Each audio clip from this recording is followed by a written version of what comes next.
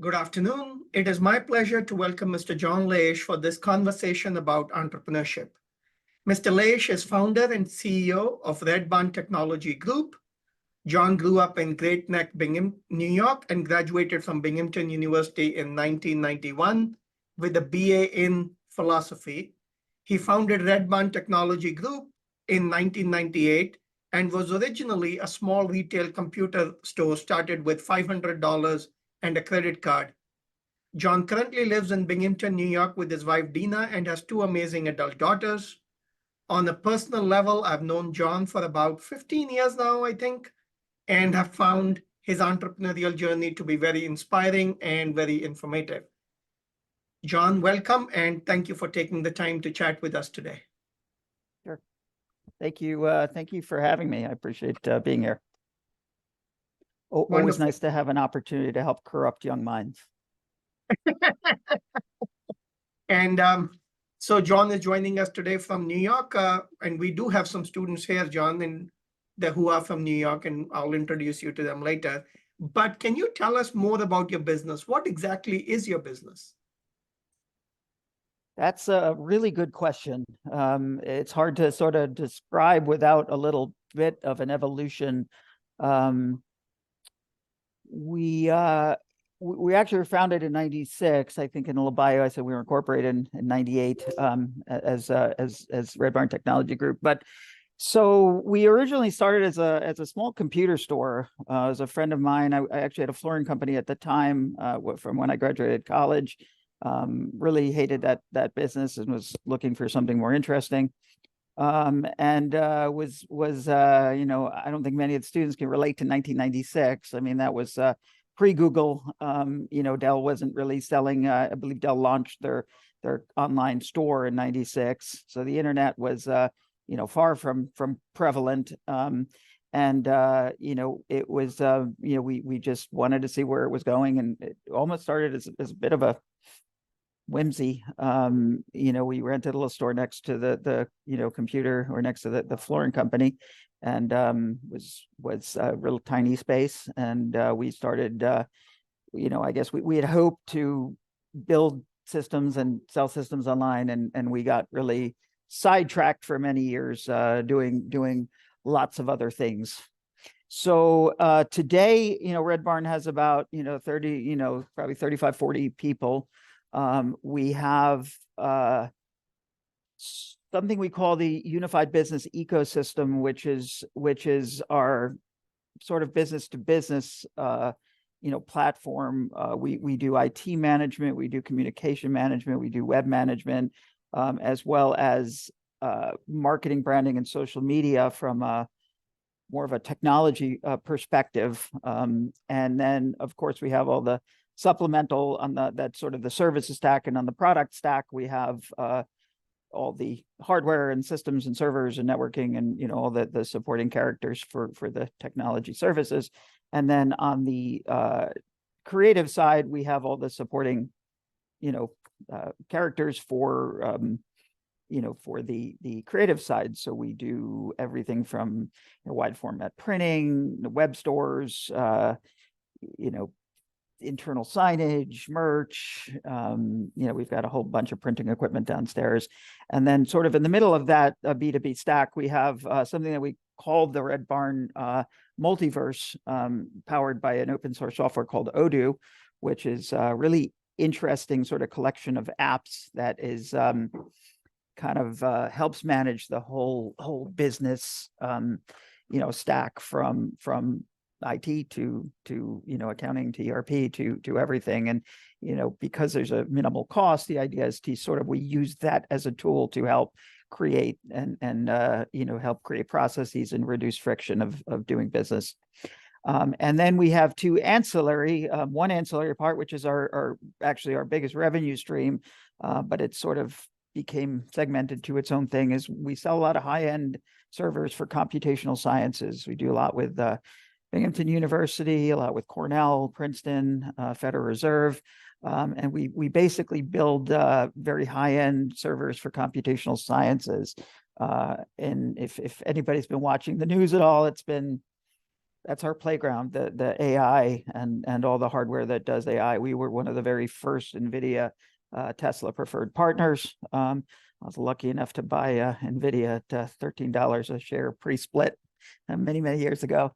And then we actually still have a legacy part of a repair shop. So when we moved to our new facility downtown, we had were trying to get out of retail, but the students all developed around here, and so we ended up getting sucked back into retail and have a cell phone repair franchise, which is consumer device repair.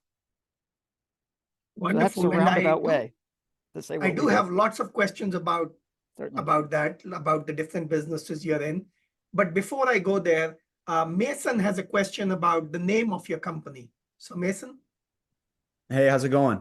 Good. How are you? Good. Thanks for talking to us today. I really appreciate it.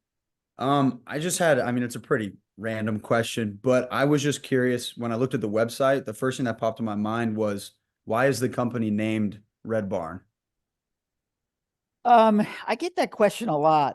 So we at the time, I think it was clear that technology was big, but it wasn't, prevalent. It wasn't something, that was tangible. So I think when we first started, we didn't want, there's a couple of companies in town, Silicon Technologies and, real techie sounding names. And because I think we didn't, we were sort of just being opportunistic, we wanted something friendly and something flexible and something and it's somehow just always worked. I mean, we have nothing to do with a barn. We have no roots to barn.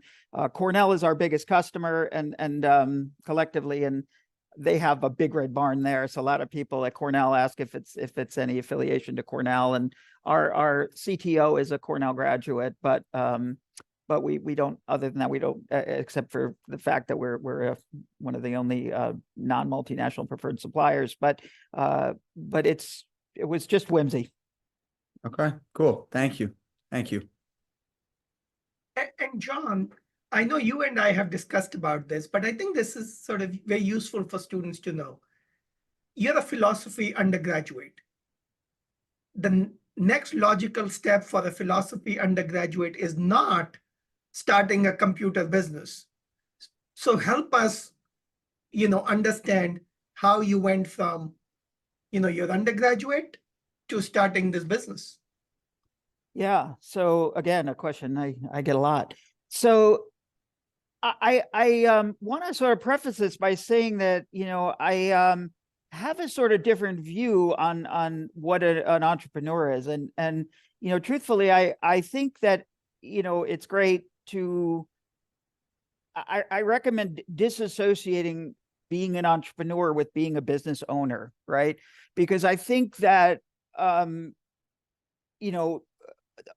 the concept of ownership could be really metaphorical. You can be an entrepreneur and work for a company. I think that by not expecting, the status quo, by not accepting, the status quo, by looking at how things can be done better, by having, a drive to, create, perfection, to question things, that's more, entrepreneurialism is ownership of your own space and your ability to, to really, effectuate change. And so I, I don't think, I think the philosophy degree was not a detriment. I think it, taught me to think. It taught me to question. It taught me to not take things for granted. And of course, it helped that it's not easy to find a job with a philosophy degree. So I kind of created one. Okay, but you made it seem like it was the logical step to start a business. But I mean, yeah, I'm sure there must have been some sort of.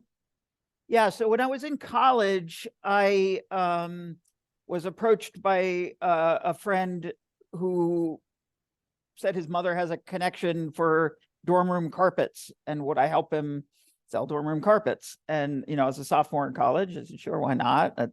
looks like a fun side hustle. So, we started talking to mom's friend, turned out they were not going to be very helpful. We searched around and we ended up buying a truck full of carpet remnants and drove it up. It's the first time I drove a truck, 24-foot truck. And we sold out of the remnants on the P Squad on campus. And I guess maybe that got the bug. And then we did that for a couple of years. And by my senior year, we were grossing, I don't know, a couple $100,000. And we were going to Penn State. We had like 10, 12 different schools that we were doing, Cortland, Buffalo.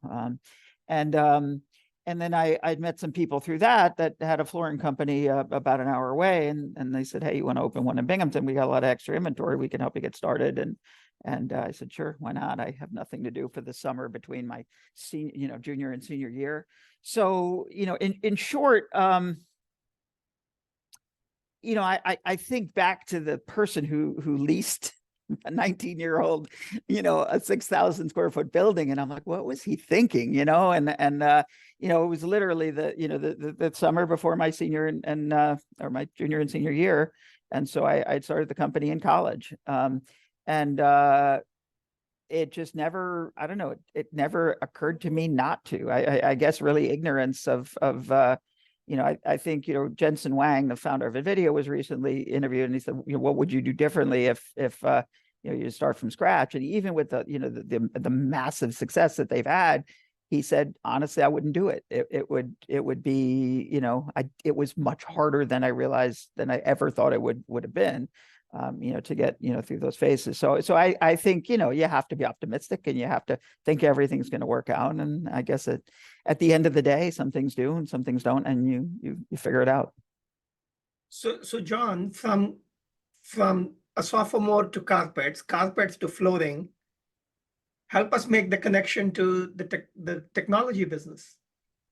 Well, commerce to some degree is commerce, right? I mean, every company you'll deal with has, accounts receivable, has accounts payable, has sales, has marketing. I mean, there's commonalities, to everything you do. And I think, there's no wrong or right. There's just varying degrees of everything, right? And so I had just I was sort of getting bored in that business. It was just not very cerebral. It didn't really make sense to put a fuzzy fabric on your floor, so I guess I was kind of looking, for something. And a friend of mine was working on, his master's in computer science at Binghamton, and just kept complaining that there's no good place to, get computer, parts. And it was a different time back then. I mean, they had these computer shoppers and these giant books that, you'd buy parts from, and they'd, have computer shows that you go around. It was a really DIY, very consumer thing. And it was only a few places with this Gateway and Dell. And so it was, a little bit right time, right place, right time. As technology grew, I mean, we were in the very, very, very beginning of technology, and my nature of just being open to opportunities just kept stepping up and made us diverse. And I never knew what technology held. I mean, we started getting the server orders, we're like, what is this industry? It wasn't even, it didn't even have an industry segment. I mean, Cornell called us and wanted these systems that would fit into baker racks with 2 processors and a lot of memory and no video card. And we're like, what are you doing with this? And it was, the very early elements of what is today's supercomputing, where it was transitioning from, the mainframe computer to what's called the supercomputing cluster, where they distribute the workload across many systems. And it was originally an academic movement. And they called us up and said, could you guys do this? And I said, sure, we can do this. And here we are, 20 years later, the postdoc in that department, or probably 25 years later since then. And the postdoc runs the biggest, computing center at Cornell. And it's probably 95%, Red Barn servers in there. And he was a grad student at the time for the chemistry department. And that's pretty impressive, right? I mean, Cornell is one of the top schools in the country, and for 95% of their, of their needs, Well, it's not 95% of the largest data center at Cornell. That we were always nervous about that business because we always thought that the big guys would catch on and realize how big this was. And again, now it's NVIDIA's become the third largest company in the world, and NVIDIA just makes one component that we put in servers. So the scope of the industry has become just mind-boggling. I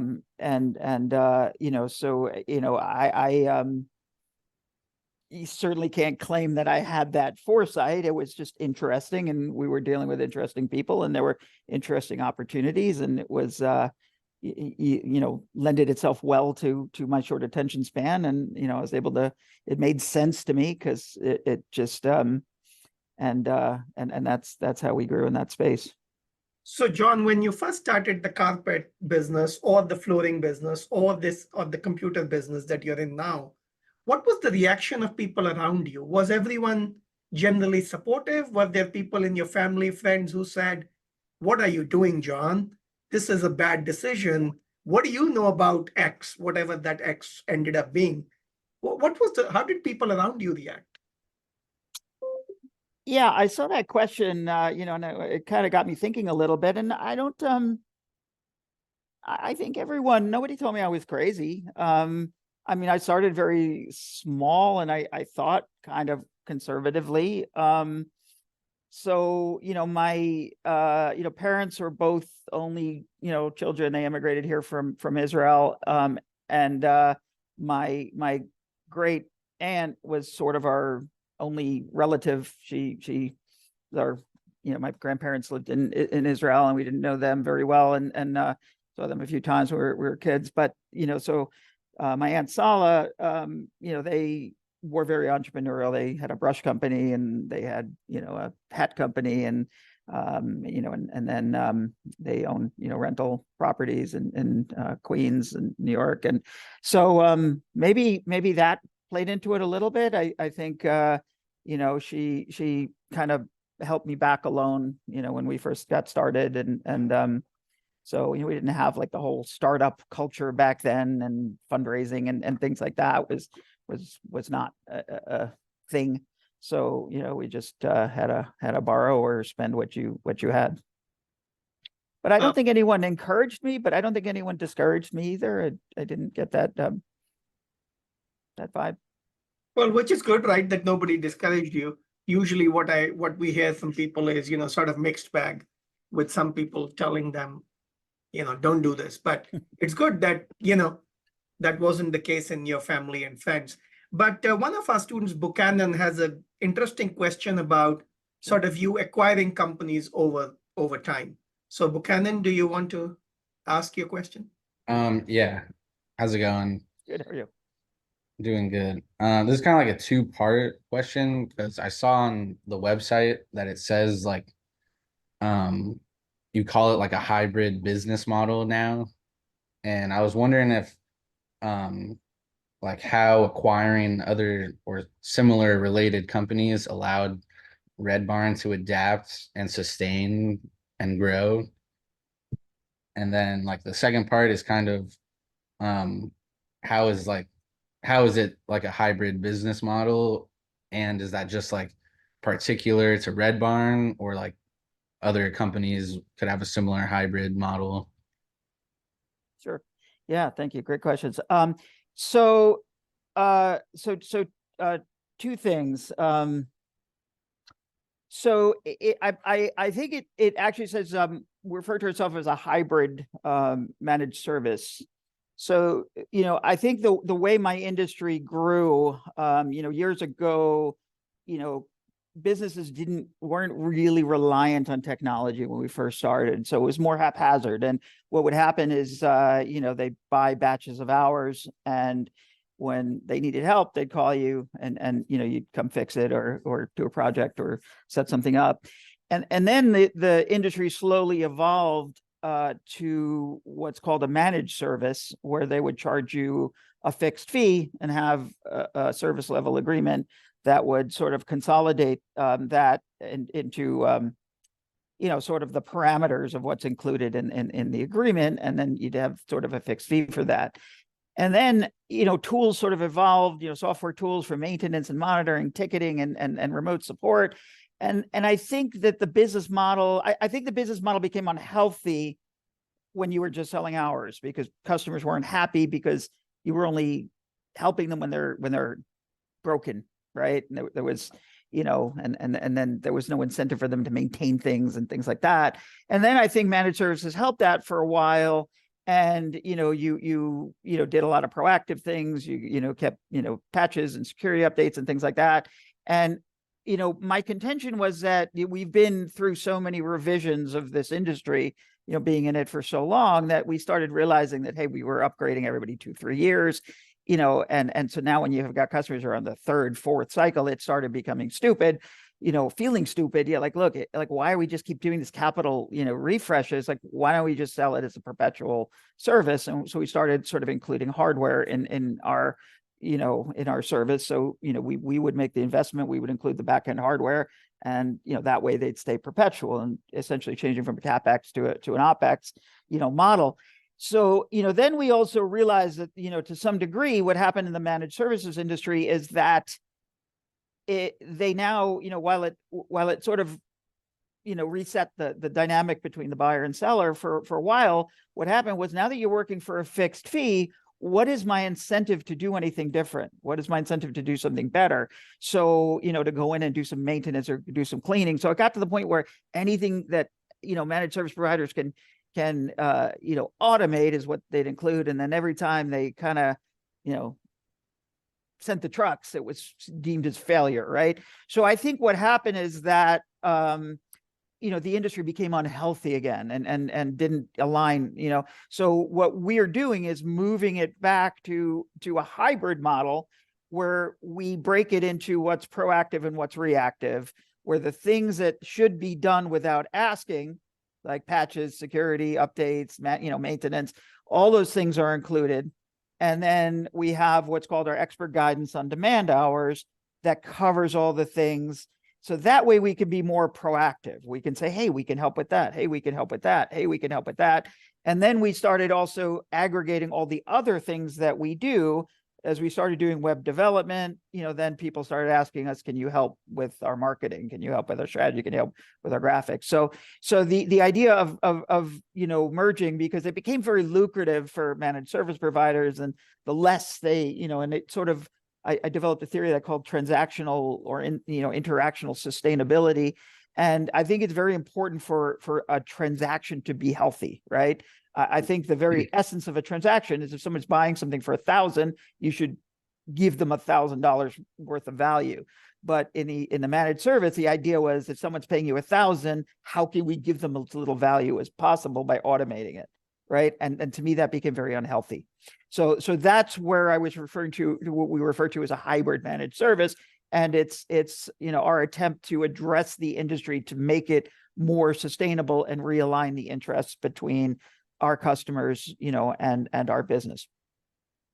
Now, with regard to acquisitions, so we haven't really done any acquisitions until fairly recently. A lot of people in our industry are doing a lot of acquisitions. The managed service model lends itself very well to what they call monthly recurring revenue, which is the private equities mantra. It's very predictable. It's very, so a lot of very standard managed service providers are getting acquired and combining and trying to create some scale. And we're actually going a different direction, by making it hybrid, by making it less regional.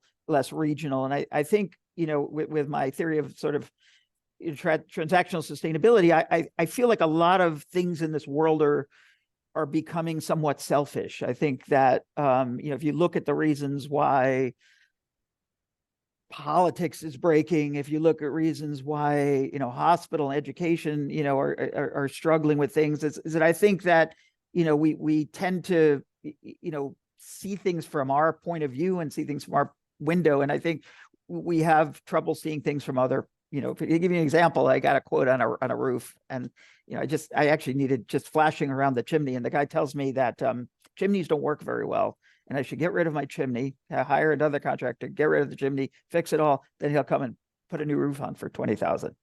And all I needed was flashing around my chimney. I'm thinking to myself, this is a really good plan for you, but this doesn't work at all for me, Right. And this is how business has become. And I find no matter how sincere I am and no matter how much I want to help, the customer always feels like they need to defend themselves from getting screwed. And that's insane to me. And I've been doing this for so long. I don't want to screw people. I want to fix their problems and do it in a healthy, friendly, long-term way. So with regard to acquisition, we've never actually done acquisitions until very recently. How we got into the creative side, we took over a techie t-shirt company that we used to carry their techie t-shirts in our retail store. And it was owned by a retired attorney, and he just kind of, got friendly with him. He said, look, I don't really want to do this anymore. I'll give you guys all the screens, and, you guys, can do this. Just give me, $2.50 a shirt or $5 a shirt, whatever it was at the time. We're like, oh, that's fun. Maybe we could subsidize a graphic designer. And, we thought maybe at the time it was a company called hackerthreads.com. And they had affiliate program, and the affiliate program was for like open source companies or hardware review sites and things like that. And so we thought maybe we can sort of use that to sort of plan our go live strategy when we started trying to sell stuff online. And then we inadvertently became a merch company because we liked the idea of making stuff, and we started acquiring more equipment. And now we have wide format printers, we have a screen printing facility, we have direct to garment printers, we have UV printers, we've got laser engravers and embroidery equipment, and so now that whole side of the company has grown to a different level, and sort of blew up when we took over a company called Muckles Inc., which was Binghamton University graduates, and they got the Binghamton University license and had kind of a high profile location downtown, and they ran into some financial troubles, and we said maybe we'll take you guys over, and I wanted him to kind of still run it and help kind of integrate. So it didn't work out as planned. It was right before the pandemic, and so we jokingly said, well, how could, this should be fine as long as the university doesn't shut down. And then, lucky us, the university shut down for the first time in its history for the pandemic.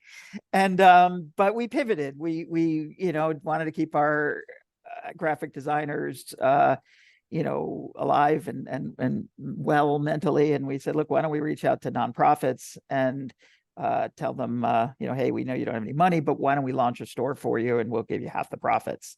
We'll design it, we'll make it live, and you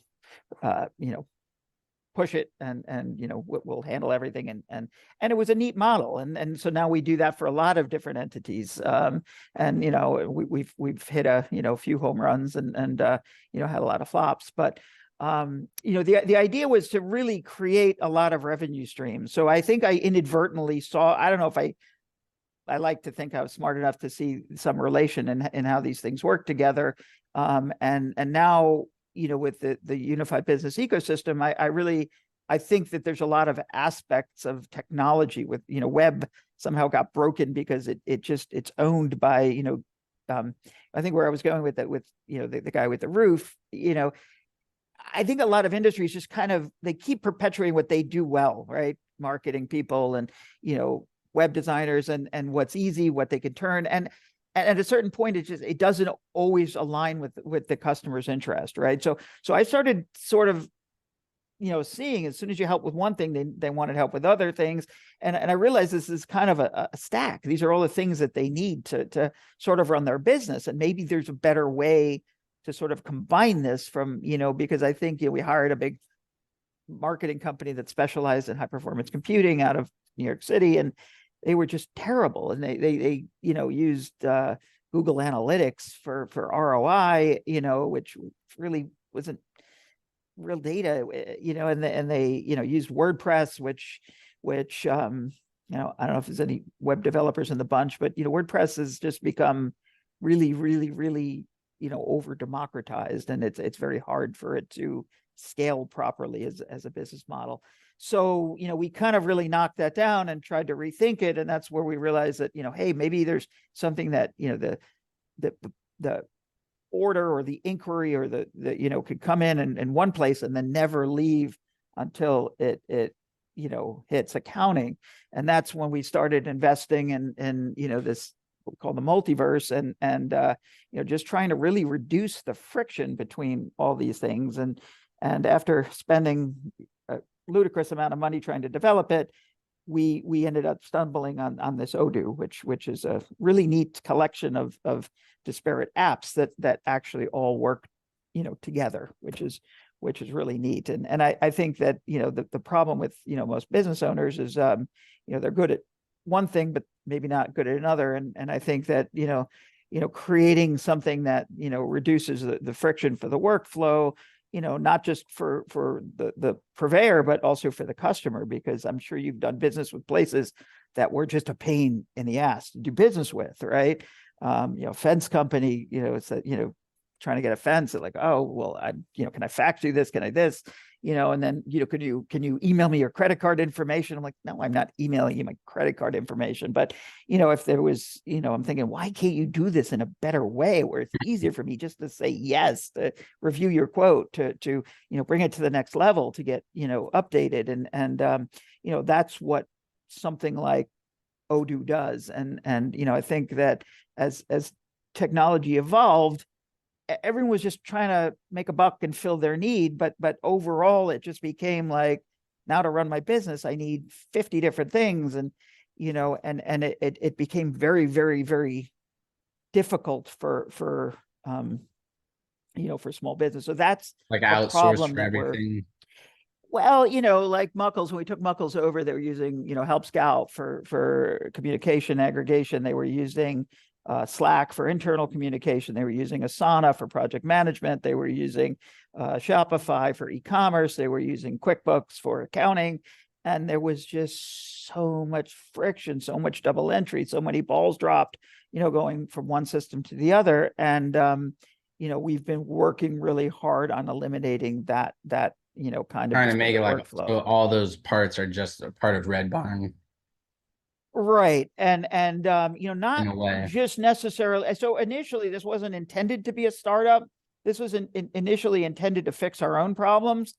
But as we started looking deeper and deeper into it, we realized that everyone's having these problems, right? Companies that have been around for 10, 15 years, used to do newspaper ads, used to do phone book ads. I don't know if any of you guys even remember what phone books are, but and so now all of a sudden you got to navigate all these, different landscapes, and, everybody has a different view of the landscape depending on what they have to sell you. So,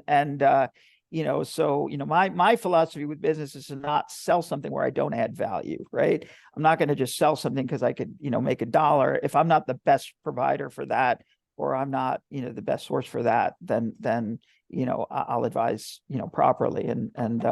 Just, I don't think a lot of companies play the long game. They're just In for the short.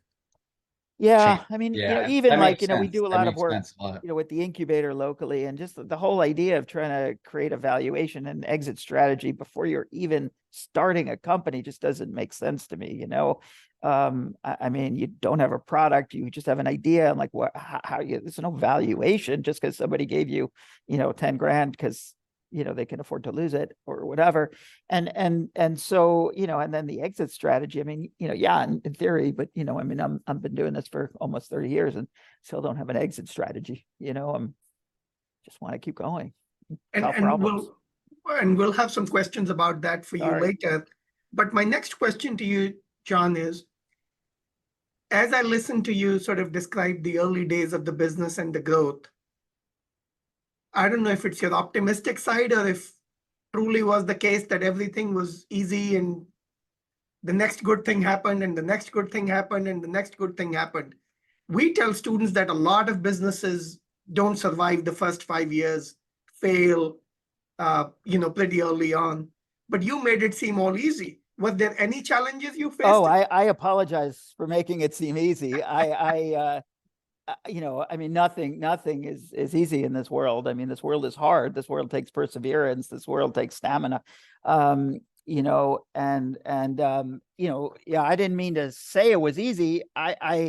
So I have this theory about, I think, years ago, none of my friends had diagnosed anxiety or ADD or things like, that. And I feel like my theory, and I might be crazy, but I feel like at one point in this world, in our evolution, and from cavemen, we had to worry about basic things. We had to worry about getting eaten by a saber-toothed tiger. We had to worry about finding a place to sleep, and it seems like life has almost become so civilized that we don't have an outlet for like our innate fears and our innate, and I think it sort of manifests in anxiety, right?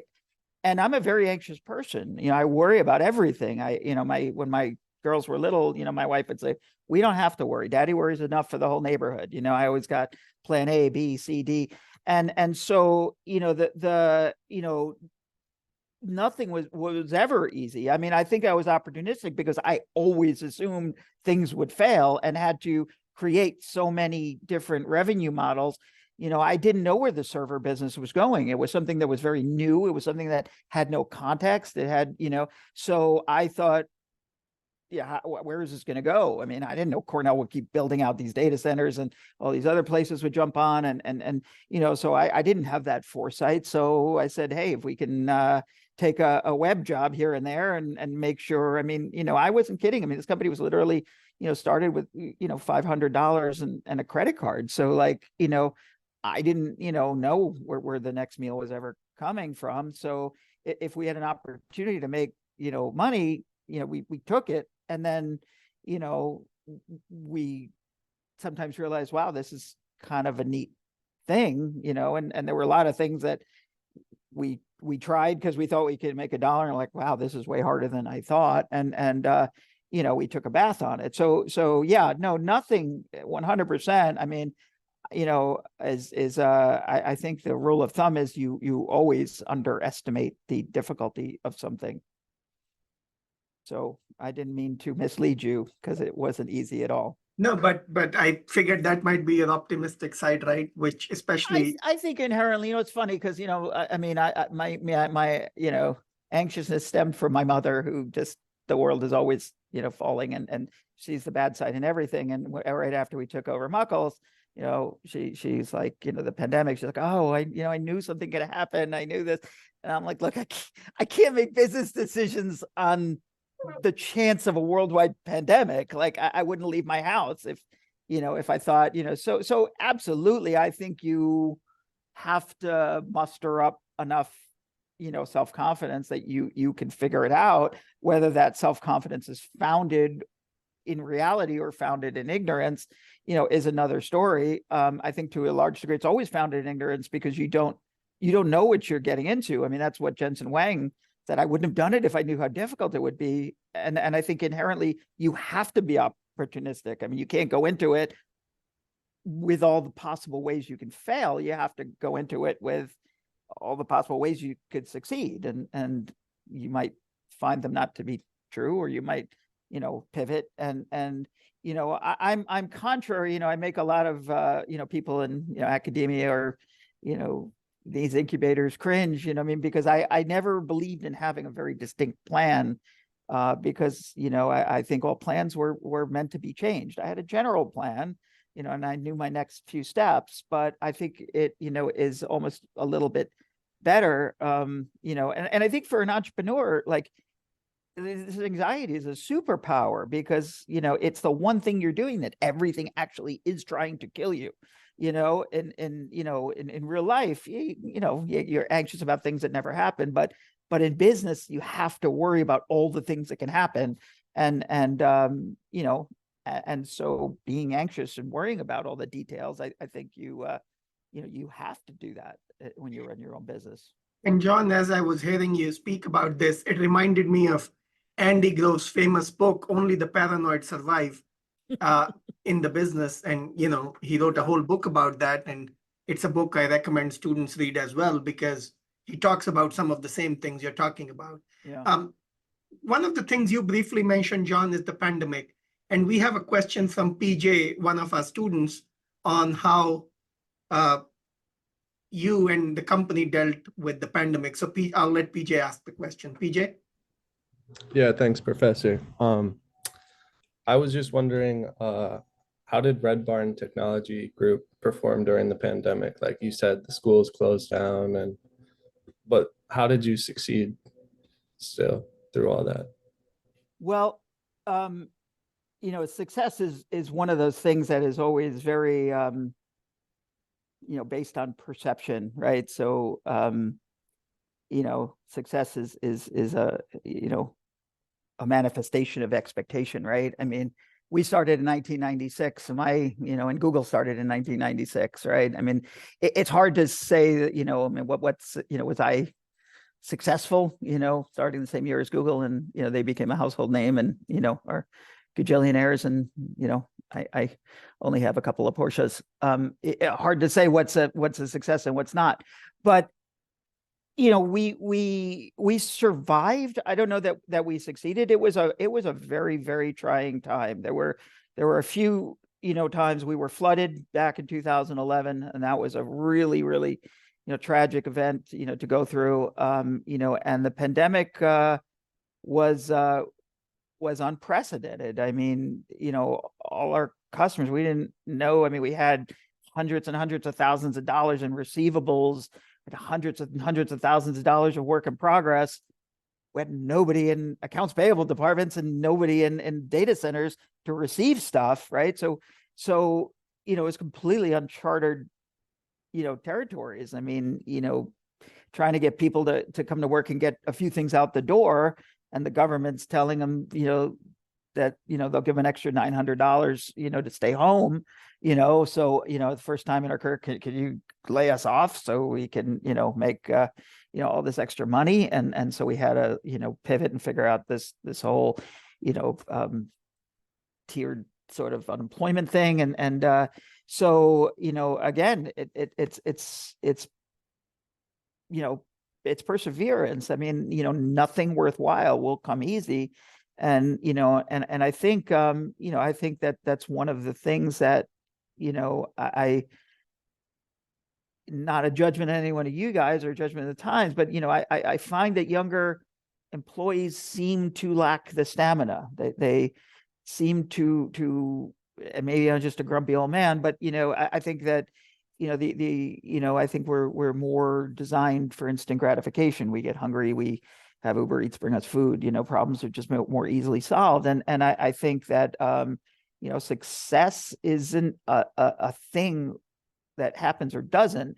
It's a series of good decisions, right? It's a series of sustained good decisions that over time become some measure of success, right? So were there things that we did good? We got into the print on demand business, which turned out to really be neat. And, that opened some doors for us. And then when events and all the regular printing business came back, now we had this other whole business. So, that worked very well. The government ended up coming up with some things to help small business, which was, I think, designed for entities literally like us that just had, 6 to 8 months of time that just nothing happened.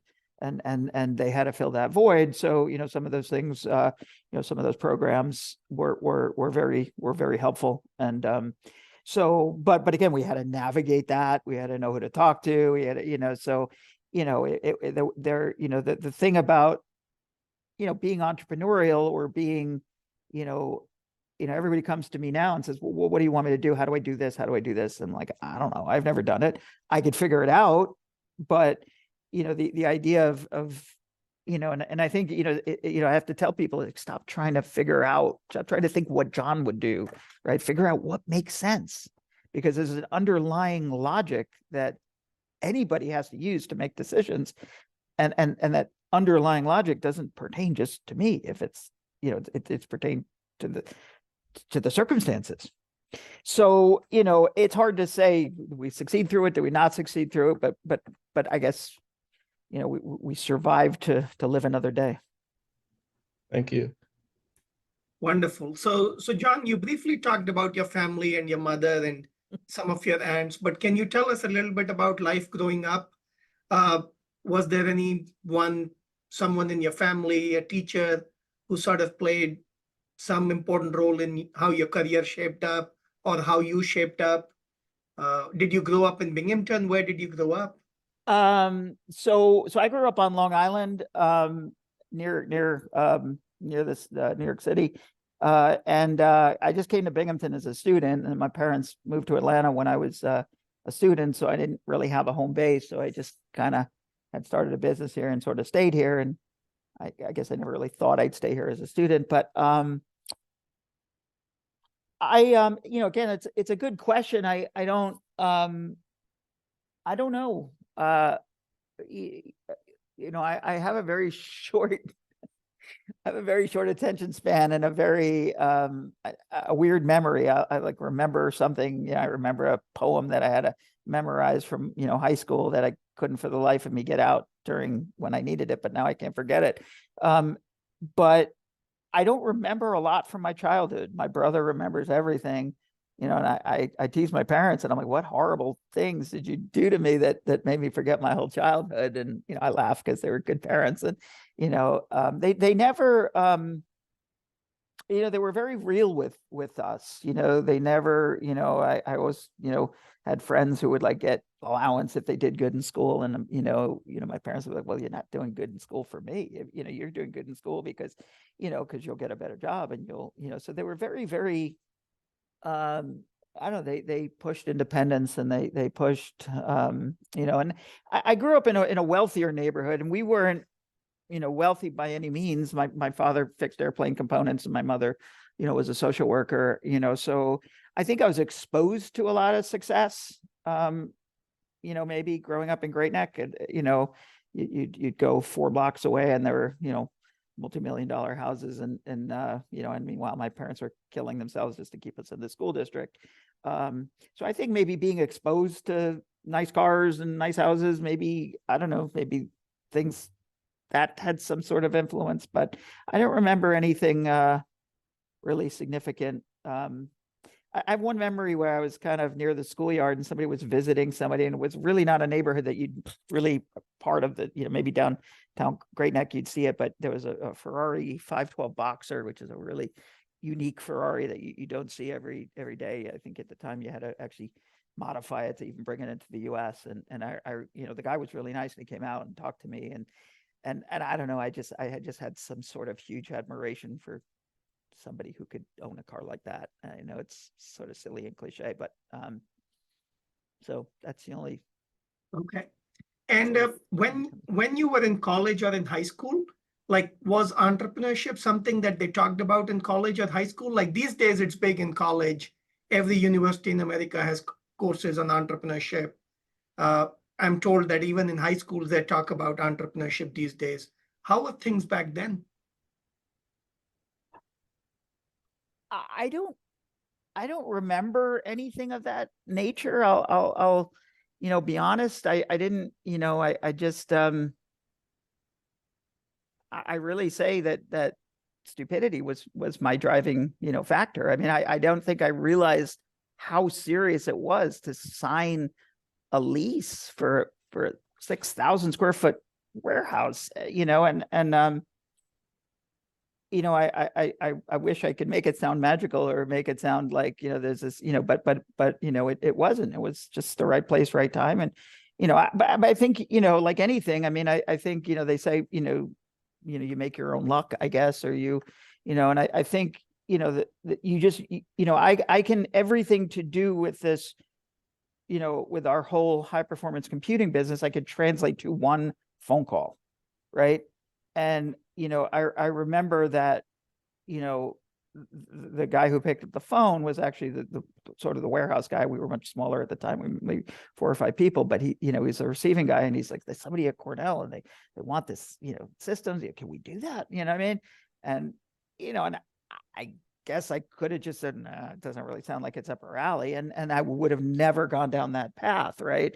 So I think, my daughter, makes fun of me, I laugh, I love going to work at the retail shop. I'm like undercover boss at on like parents' weekend. And, just talking to the parents and, dropping their kids off, and they're all, and I just like making conversation, making small talk. And, and I think, I go to visit my daughter at Penn State, and everyone's got their head down and everyone's got earbuds in and everyone's got their phone and no one's talking to each other. And I feel like, you never know where something's going to go just from saying, hey, how you doing? Where are you from?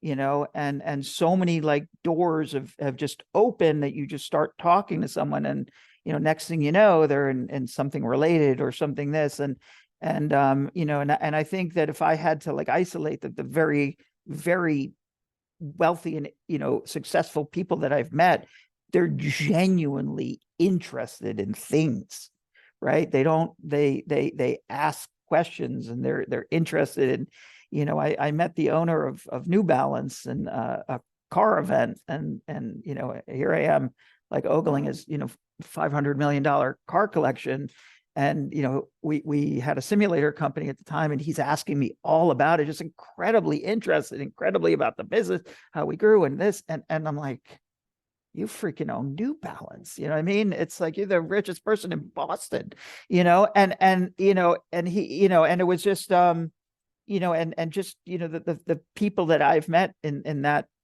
situation, they're really interested in details and granularity and ideas. And I think you can't lose sight of that. Okay. So, John, you briefly touched on AI a few minutes ago in the early part of our conversation. And a lot of our students had questions related to AI about your business. So I'm going to ask Leah and Dylan to ask their question, and then you can sort of answer those questions about AI together. Sure. Leah, Dylan? Hi, I had a question about, I know you mentioned you had, was it 35 to 40 employees under you? Yeah. So I was just wondering if that is kind of a lot of employees for you, or do you mostly use AI for your business now that that's become more accessible? Because I know 30 to 40 might seem like a small number, but when you're using AI, that could be a lot of people, So that was my question. And Dylan? I was wondering how new phenomenons like AI affect your company, like holistically, and like what are you guys doing to stay ahead of the technological curve? So, John, if you could answer maybe those two questions and broadly about AI in your business. Sure. So, I think right now, the only company that, really is really making money, hand over fist in AI is NVIDIA. And, NVIDIA is, is the building block, right? So NVIDIA doesn't do AI, they enable AI, right? But, AI comes from other ideas, other problems that need to be solved. So, I think currently we look at AI and we look at, large language, models, and we look at ChatGPT and, I think that right now that is just one manifestation, of AI and how many ways that, it can manifest, we're at the very, very, very early stages. We don't use a lot of AI as a company. We might use ChatGPT for some content, to get started with some ideas. We might maybe ask some questions to solve problems or something like that. But I would say maybe at this point AI is maybe facilitating maybe 50% of my staff, 15%. I don't think AI has really been impactful thus far in really amplifying my employees. And as far as how it's going to affect us, it's very weird because this has been our playground. I used to go to industry events and, everybody would, I don't know, they'd ask what segment, this guy's in point of sale, this guy's in this guy, and I'd be like, I'm in high performance computing. They're like, well, what's that? You know what I mean? And so, you know, there were, you know, a handful of people doing this stuff years ago. And so, you know, right now, I'll be honest, it's very frustrating because I feel like it's our, you know, playground, and it's been our playground for so long. And now it's become so, you know, mind-bogglingly big, and everybody knows they have to deal with it, but they don't quite know how yet. And feels like it's sort of our playground, and we can't get a turn on the swing set because, you know, right now it's just a little weird because, you know, a lot of the people, you know, academia, you know, is a primary customer, and they don't have, you know, the ability to compete with, you know, with Zuck buying up all the, you know, H100s he could get his hands on, you know, or, you know, Amazon or Google or all the big guys. And so all of a sudden the industry, you know, my industry has nothing to sell, you know. So it used to be great when a customer would call me up and say, you know, I got about $500,000 budget for machine learning and, you know, AI box. And I'm like, all right, get in line. You know, I can't take that money because I can't fill that order for, you know, for 52 weeks. And God knows what the industry is going to look like in 52 weeks. So it's weird because the very, you know, it's sort of, if you asked me 5 or 10 years ago, you know, if AI, you know, boomed, you know, if what would it would do for the industry, I would say it would be great for us. And you know, right now it's actually putting the whole industry into a sort of a trying to figure out what the demands and what the needs, you know, are going to be. I mean, you know, ChatGPT is just one manifestation of you know, of AI. So it's definitely interesting. It's definitely here to stay, and I think it'll touch every, you know, industry. I remember years ago we went to the Intel, you know, conferences, and they had like this opening ceremony with all these little beer carts, and then the next morning at the keynote they had all this incredible data on the beer consumption, right? And turned out they were all smart kegs, and it was a company, you know, iKeg or something, and they actually, you know, knew the exact consumption per hour, per this, per that, which beer was most popular, blah blah blah, you know, and you know, you know, it was at the very beginning, and this was probably, I don't know, 10 plus years ago, and you know, and it was like, wow, I mean, can you imagine what that'll do for bars? And you know, the second, you know, a keg gets to, you know, 25%, you know, that'll, you know, phone home through a gateway, and you know, the next day, you know, without anyone doing anything, you know, the new, you know, keg will show up because it knew you consumed this at this rate. And you know, I don't really hang out at bars, but last I checked, everyone's still manually changing kegs, and nobody's using connected kegs. So it's very hard to say how things, you know, I mean, a good idea doesn't just make money. I mean, a good idea needs to be, you know, scalable, and needs to, you know, make sense and not, you know, destroy itself. So so AI is very interesting, but I don't think, you know, I think it'll not be an industry unto itself. It'll be hundreds of different industries that you know, affect AI, you know, and I think a very important thing is to become more cross-discipline, because, you know, I think it's, you know, people are, you know, like, you're crazy. Why are you trying to do marketing and web and communication? And like, because they're all connected. Like they're all your data stack, and they're all, you know, how your information flows. And I think at one point it was sort of, you know, crazy, you know, Professor would remember this, when you know, your cable company said, hey, you should buy your internet and phones from us, and we're like, why would we do that? You know what I mean?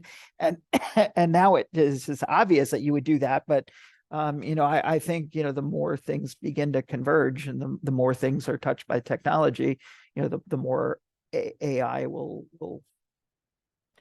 play a role. And I think it'll be really annoying for a while, because we'd have to argue with AI for, you know, 10 minutes to get to a real person who can actually solve our problem. But you know, technology is not without challenges, but it's exciting times.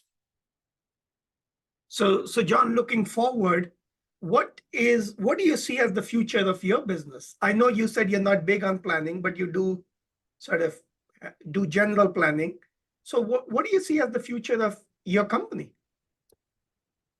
Yeah, that's a really good question. My wife, taught finance for 20 years and is sort of in between careers, and she'll be sort of starting here in as she transitions out of the university system to come into the company. But, I've been doing this for 30 years. I'm exhausted. You know what I mean? I'm invigorated by new things, but I'm tired in a way that sleep just can't remedy. I'd like to not work so hard at some point. So, I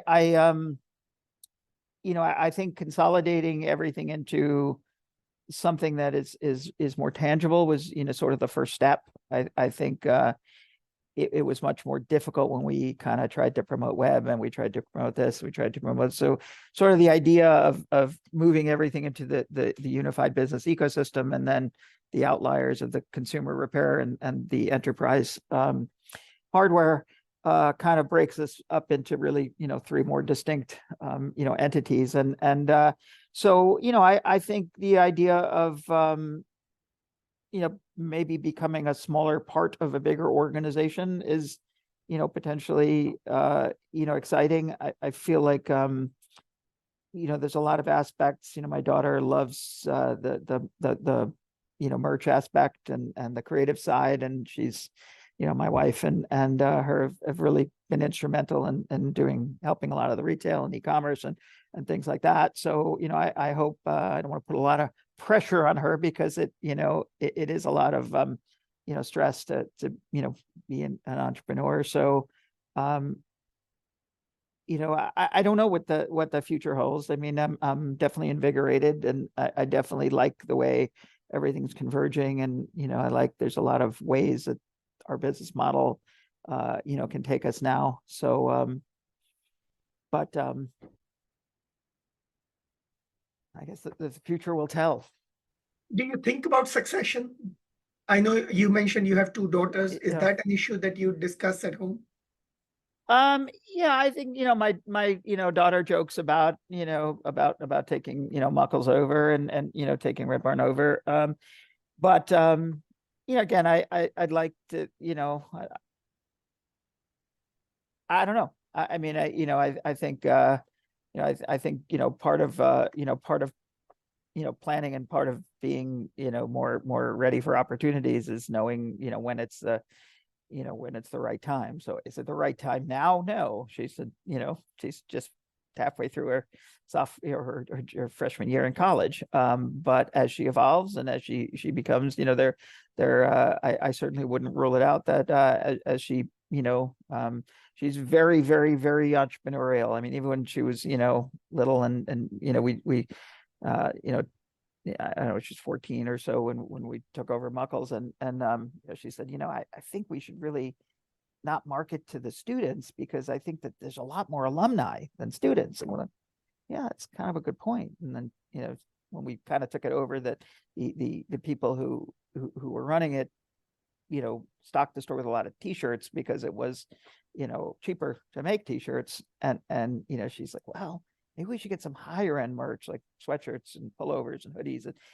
because, the money will add up, better. And like, yeah, that's one of the ways we got to do it. So she's got, real good ideas, and to some of it's just, it just boils down to basics like that, and economy of scale, right? I mean, the fact is, at any given time, there's maybe 10,000, students here, but there's tens of thousands of alumni. So, it seems obvious, I guess, but somebody needs to point it out, that maybe we should, have some things that appeal to people who aren't necessarily just current students.